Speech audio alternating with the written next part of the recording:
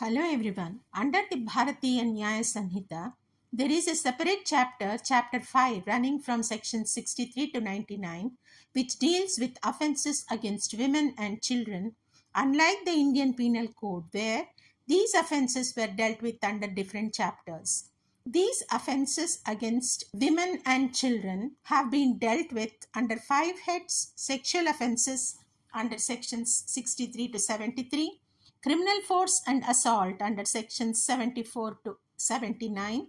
offences relating to marriage under section 80 to 87, causing miscarriage sections 88 to 92, and offences against a child under sections 93 to 99.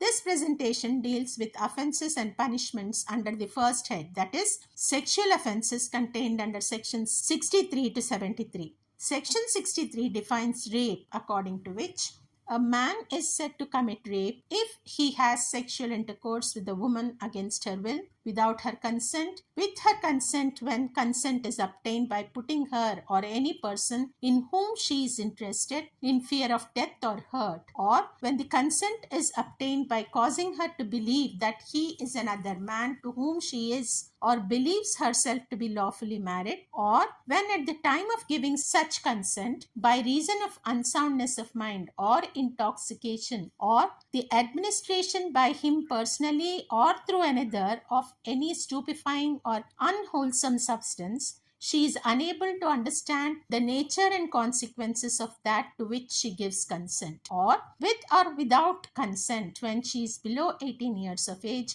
or when she is unable to communicate consent. What amounts to sexual intercourse or sexual act is provided by clauses A to D of section 63. There are two exceptions to the section. A medical procedure or intervention is not rape. Sexual intercourse or sexual acts by a man with his own wife who is not below 18 years of age is not rape. Subsection 1 of section 64 provides punishment for rape, which is a minimum of 10 years rigorous imprisonment and a maximum of imprisonment for life. Subsection 2 provides punishment for aggravated forms of rape, which include rape committed by a police officer within the limits of a police station, in the premises of a police station, or on a woman in police custody, by a public servant on a woman in his or his subordinate's custody, by a member of armed forces in the area of his deployment, by a member of the management or staff of a jail, remand home, or other place of custody established by law,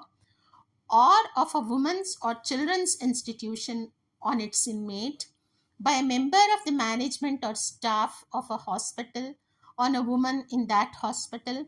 and by a relative, guardian, or teacher of a woman.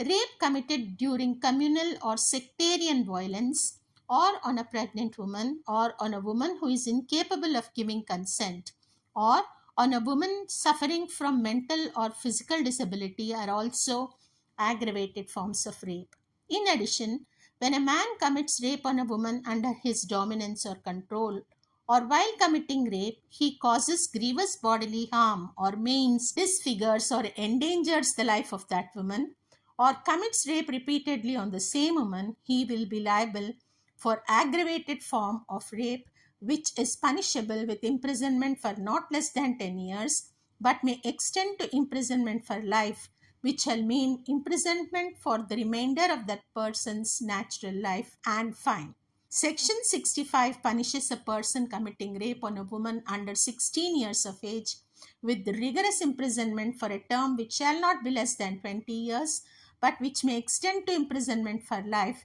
which shall mean imprisonment for the remainder of that person's natural life, and shall also be liable to fine. The amount of fine imposed has to be paid to the victim, and it would be considered just and reasonable if it is meant to meet the medical expenses and rehabilitation of the victim. Section 66 punishes a person committing rape on a woman under 16 years of age with rigorous imprisonment for a term which shall not be less than 20 years, but which may extend to imprisonment for life, and with fine or with death. According to section 67, when a person while committing rape inflicts an injury which causes the death of the woman or causes the woman to be in a persistent vegetative state, The punishment inflicted should not be less than 20 years rigorous imprisonment, but which may extend to imprisonment for life and with fine. A death sentence can also be imposed in fit cases. This section also punishes a man having sexual intercourse with his own wife who is living separately under a decree of separation or otherwise without her consent, with a minimum of 2 years imprisonment, but which may extend to 7 years and with fine. When a person in fiduciary relationship with a woman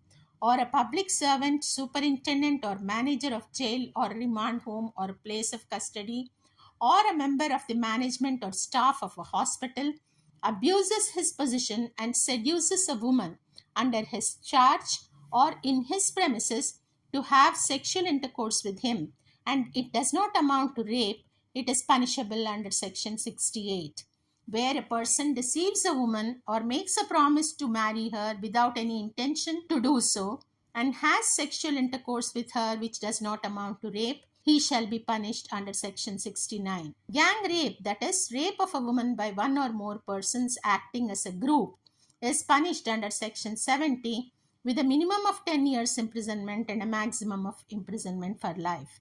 When the offense is committed against a woman below 18 years of age, the punishment is more severe. Imprisonment for life is the minimum sentence and fine. Death sentence can also be inflicted in fit cases. Repeat offenders are punished under section 71 with a minimum sentence of life imprisonment and fine. Even here, death sentence can be imposed in fit cases. Printing or publishing the name or any matter which reveals the identity of a rape victim shall be punished under section 72. But where it is done under the order in writing of a police officer investigating the offense for the purpose of investigation, or under the written authorization of the victim or her next of kin, it is not punishable under this section.